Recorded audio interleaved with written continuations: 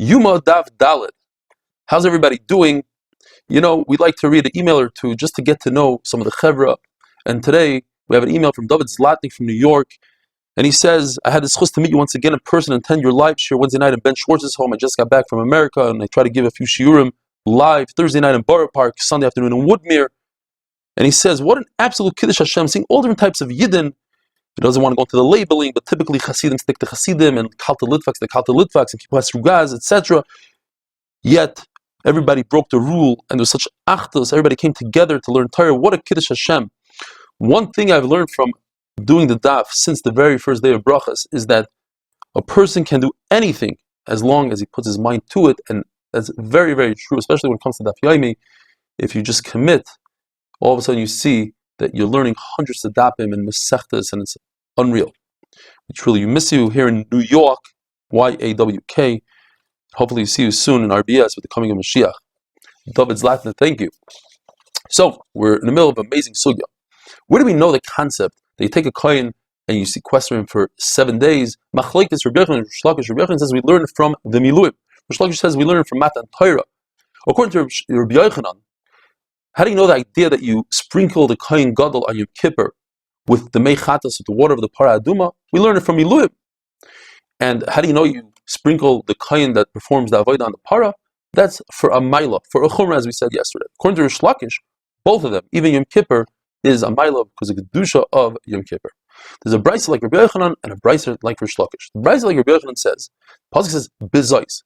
It's extra, and the actual pasuk comes to teach us the basic concept that Aaron HaKohen and the Kohen Gadol, they had to bring a par and an ayil, the type of korbanos. But in addition to that, because the Torah uses a lashon nekeva, bezos, referring to a male animal, it's to teach us the idea of prisha, which is a lashon nekeva, to sequester.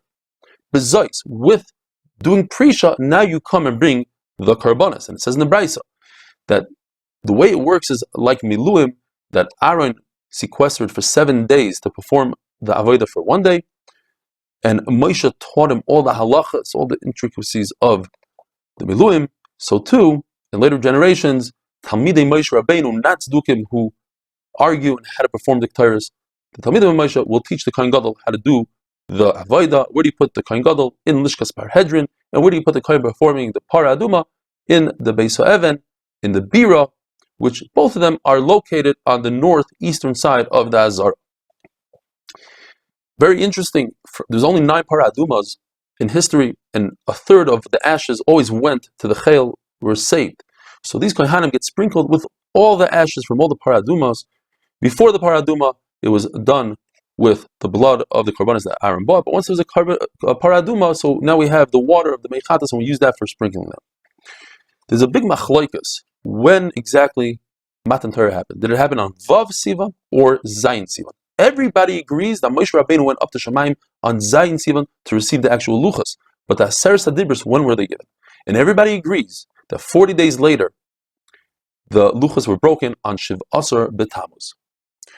So based on this machlokes, when Matan Torah happened, according to Rabbi Yossi Aglili, Matan Torah happened on Vav Sivan.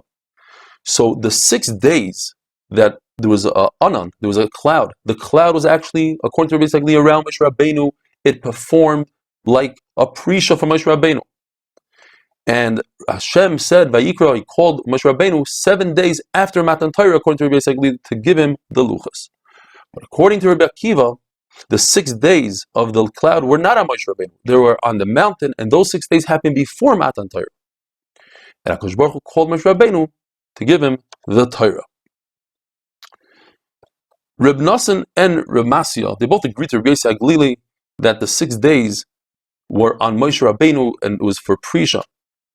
But they argue with Rabbi Yossi Aglili that you cannot learn from Rabbi Yossi Aglili, like Rish Lakish says, that we take this concept of Prisha and we bring it to other things like Yom Kippur and Paraduma, because that was a special halacha, according to Reb Nassan, by Moshe Rabbeinu, in order to clean his body out from any food residue that it might have, so he should be like a malach.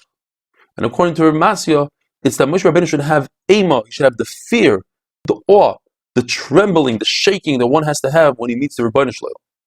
As the pasuk says, "V'gilu b'ra'ada." You should be happy, you should rejoice, but at the same time with trepidation. When the Torah says Vayikra El Moshe, all of Klal Yisrael heard that Aseret Hadibros. So why does it say El Moshe? Just to give kavod to Moshe Rabbeinu. The Torah says Vayishmas Hakol Medaber Elav, when the Torah really should say Medaber Loi. And that's to tell us that although by the Aseret Hadibros all of Klal Yisrael heard the Rebbeinu Shalom, but when HaKadosh Baruch Hu spoke to Moshe Rabbeinu by the oil might, it was Elav only to him. Or when it says the lashon of Kriya, everybody could hear it, and when it says the lashon of Dibur, it's only Moshe Rabbeinu. In one passage it says Moshe Rabbeinu couldn't get through because there was an anan, and then it says Moshe Rabbeinu was in the anan. We must say that HaKadosh Baruch Hu grabbed Moshe Rabbeinu and brought him into the anan. And one pshat is, it was like Kriyas Yamsuf, that there was a pathway, so there was a pathway that Moshe Rabbeinu was able to get into. Vayikra El Moshe Vayidaber. First it was Vayikra, then he spoke. The Torah teaches us derech eretz. The Torah teaches us manners. Before you speak to someone, you ask permission to speak. Vayidaber Hashem Elav Ma'oil Mayed Lemar. Lemar, we could take the word Lemar and make it into two words. Loi Emar. That is, if somebody tells you something, you don't have permission to repeat it unless he gives you specific permission to do so. Have a wonderful day.